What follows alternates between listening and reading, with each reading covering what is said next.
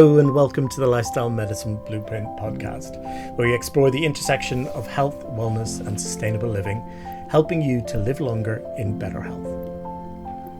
I'm your host, Dr. Trevor Killeen, GP, lifestyle medicine physician and holistic therapist, and I'm so glad you're here today for this episode. If you've ever felt overwhelmed by the endless and often contradictory advice on how to live healthier, deaf from the noise about nutrition, diets and exercise, or if you're tired of quick fixes that don't last, this episode, and indeed this podcast, is for you.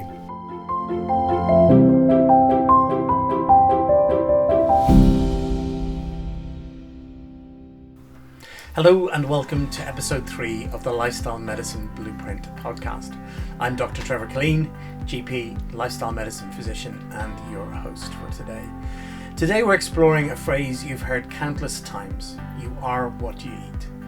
Now, is that just a tired cliche, or is there a deep truth hiding in plain sight? We ask the question, is you are what you eat a myth or a mantra?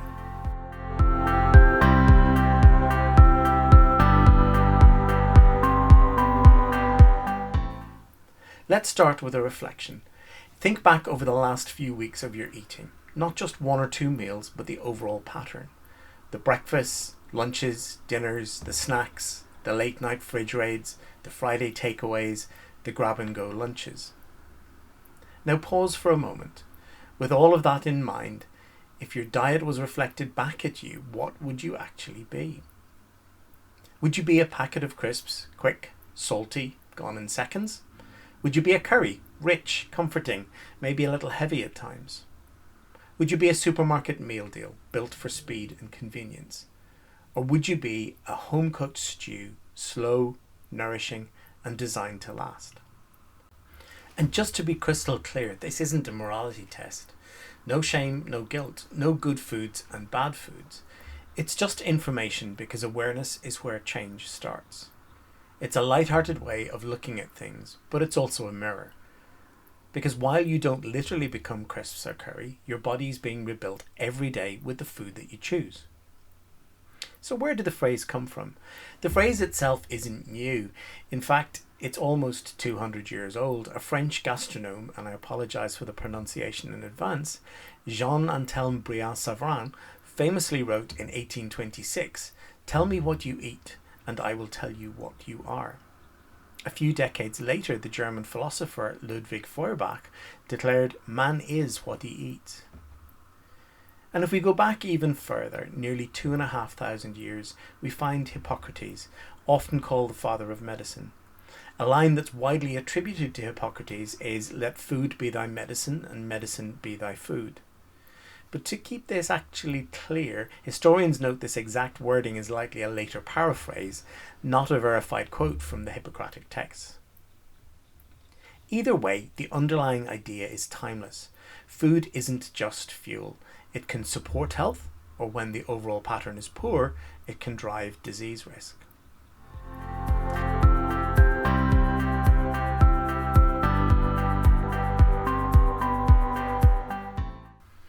The challenge today is convenience.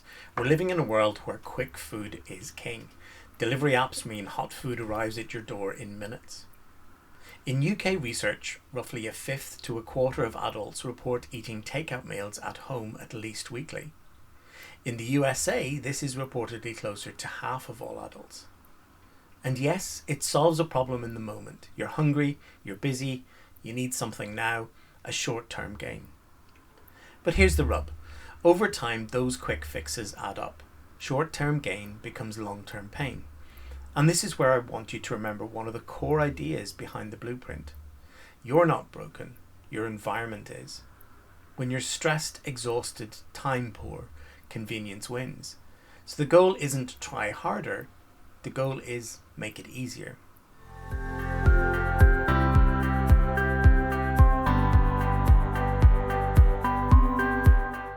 So let's look at the science.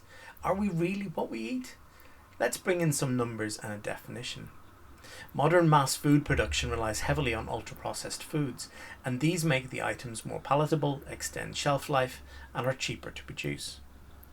ultra-processed foods are industrial formulations, often made from refined ingredients plus additives, rather than foods you could realistically create in a home kitchen. In the UK, around 57% of adult daily energy intake is estimated to come from ultra-processed foods. In the United States, it's similarly high, and one analysis found ultra-processed foods account for the majority of calories and almost 90% of added sugars in the US diet. But why does this matter?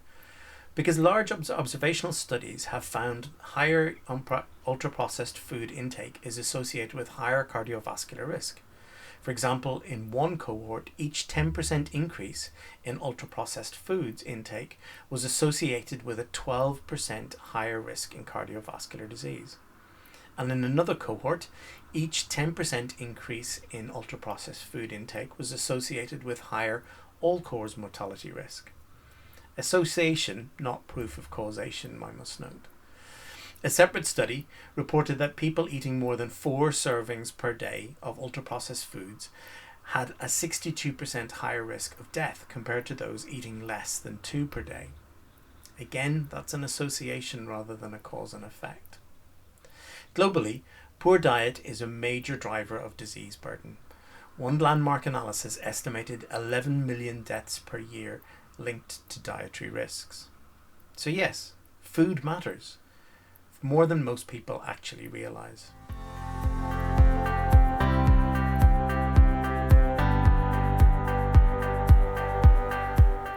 Let's step back and look at the basics: macronutrients and micronutrients. Macronutrients are the big three: carbohydrates, the body's main fuel; proteins, the builders and repairers of tissue; fats, essential for hormones, brain function, and long-term energy. We need all three, but importantly from the right sources: whole grains, beans, pulses, nuts, seeds, olive oil, and generally whole or minimally processed foods more often than not. Then there are the micronutrients, the small but mighty players, and these are the vitamins and minerals. Here's the catch though: when your diet is dominated by ultra-processed foods, you can end up in a strange situation: too many calories, but too few nutrients and too little fibre. It's a bit like filling a car with cheap petrol full of impurities. The tank is full, but the car starts to break down. Now let's turn to something fascinating: your gut microbiome. It's a burgeoning area of research, and there are developments daily. Modern estimates suggest the number of bacteria in the body is closer to 38 trillion, roughly the same order of magnitude as human cells, not 10 times more. And they're not passive passengers. They're active partners in your health. Here's the key point: your microbes eat what you eat. Feed them fibre, colourful plants, beans, seeds, whole grains, and they'll flourish. They produce chemicals like short-chain fatty acids, which are linked with gut barrier health and immune regulation. Think of it like a garden. If you plant a variety, feed it, the soil, water it, you have a thriving, colourful ecosystem. If you neglect it, the weeds take over. Modern diets are starving that garden. Government guidance in the UK recommends around 30 grams of fibre per day, yet average intakes are well below that, commonly quoted at around 18 to 20 grams per day, depending on the data set and method. And here's a practical concept that people love because it's simple. Research from the American Gut Project found that people who ate 30 plus different plant foods per week tend to have greater gut microbial diversity than those eating fewer than 10. Now, that's observational, but it is a brilliant behavioural target because it shifts you towards variety and fibre without actually dieting. And just to connect mind and body, there are also studies linking higher ultra-processed food intake with a higher risk of depressive symptoms.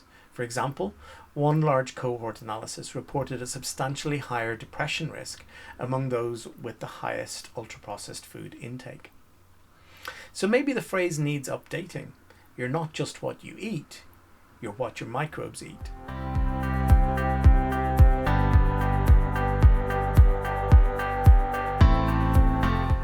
So where does that leave us? Is it a myth or a mantra? As a myth, yes, it oversimplifies. Our health isn't only about food. Sleep, stress, movement, relationships, environment, genetics, they all matter. But as a mantra, it carries a truth we can't ignore. Your body is in constant renewal. Your gut lining renews roughly every 3 to 5 days. Your epidermis, the outer layer of skin, turns over in the order of weeks. Estimates commonly around 40 to 56 days. And most of the adult skeleton is replaced about every 10 years through remodeling.